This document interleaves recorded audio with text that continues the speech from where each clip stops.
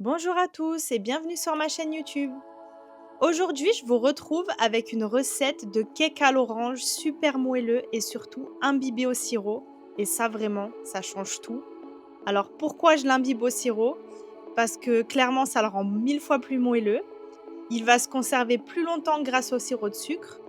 Et en plus de ça, le sirop, ça renforce vraiment le goût de l'agrume sur des cakes au citron ou des cakes à l'orange.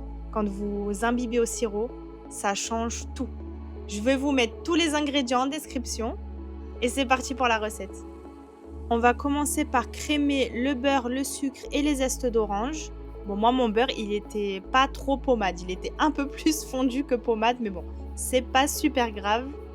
Donc moi j'ai trouvé, des big oranges, elles sont vraiment énormes, mais surtout prenez bien des oranges non traitées parce que vu qu'on récupère les zestes, faut vraiment des oranges non traitées pour éviter d'avoir plein de pesticides dans le gâteau.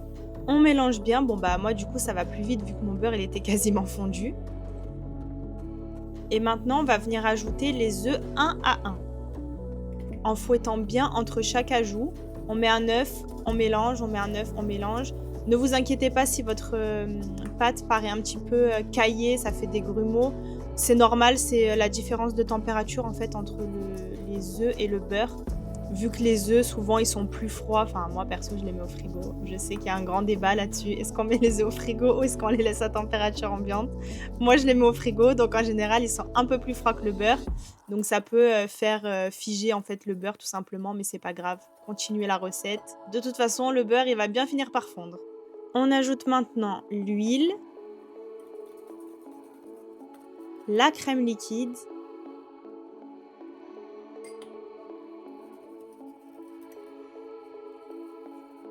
et les ingrédients secs. Donc la farine, la fécule de maïs, la levure et la pincée de sel. On mélange tout ça. Moi, je mélange au fouet, je trouve que ça mélange mieux, en fait. Le fait que la pâte puisse passer entre les branches du fouet.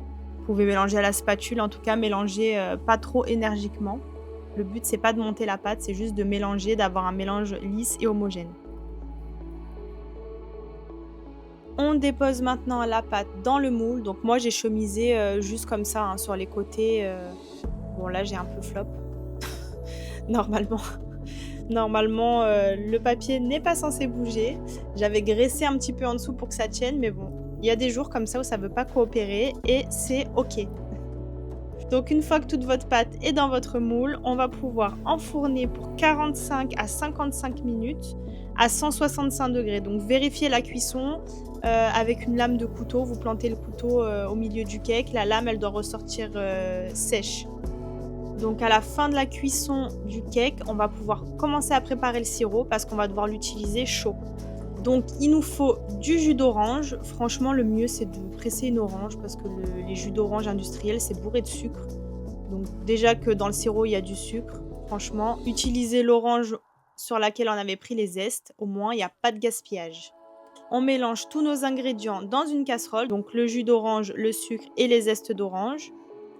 Et on va venir porter à ébullition, tout simplement. Dès que ça bout, vous retirez du feu.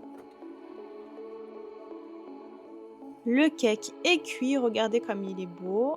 On va le démouler, enlever un petit peu le papier cuisson, on va laisser refroidir juste 5 minutes histoire qu'on puisse enlever le papier cuisson du dessous. Et on va venir imbiber notre cake.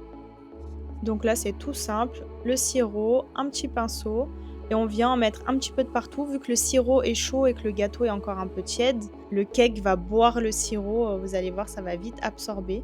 Et on fait ça jusqu'à ce qu'il n'y ait plus de sirop. Ne vous inquiétez pas, peut-être ça vous paraît beaucoup au niveau de la quantité, mais non, non, ça va bien imbiber et vous verrez que votre cake, même si vous le mettez au frigo, il restera moelleux.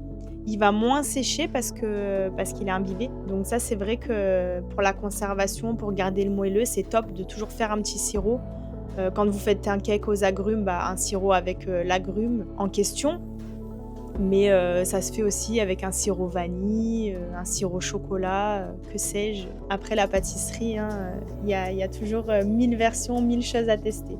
Et là, ça va être le moment de découper et de déguster. Dommage que vous ayez pas l'odeur parce que franchement, ça sent trop bon l'orange, le beurre. Moi, je suis fan des cakes. En tout cas, j'espère que cette recette vous a plu. N'hésitez pas à me mettre un petit commentaire si vous avez des questions ou juste un petit mot comme ça pour encourager, ça fait toujours plaisir. N'oubliez pas de liker la vidéo et de vous abonner. Et je vous dis à très bientôt pour une nouvelle recette.